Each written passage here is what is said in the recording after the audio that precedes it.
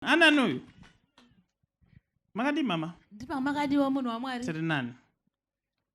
Kwakadii kwamabva. Kwandabva kuda kumira zvakanaka. Nokuti baba uri kurwara. Hongu. Ndiri kuoneswa vangu stroke so. Hongu. Zvatione mazuva. Ichokwadi. About 1 year 6 months. Ichokwadi munhu wa Mwari ndizvo chaizvo. Ndichingwagezesa. Now, ndine zvandoda kukutanga ndakubatsirai first. Hongu munhu wa Mwari. Izvozvi muri panapa ndiri kutarisa nechapo paroda. Ndiri kuona paine zvinhu zvakakumirirai. Kureva kuti pane maspirits anokuteerai. Tibatsirei munhu. Anonzi monitoring spirits. Regai ndikuprovherei. Kumba kwenyu imimi mune nguva yamunoona mazikonzo.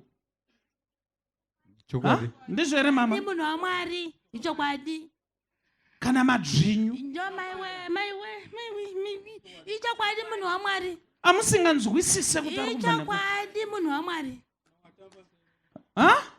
Mamwechi? Atamba pamusoro pemba. Anga tiri pamusoro pemba.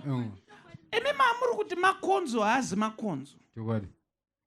Because ndiri panapa ndiri kuoneswa zvinhu zvakakumirirai apa. Zvikuda kuti muchibva panapa zvava zvapfekana nemi mudzokera. Ndibatsirei baba.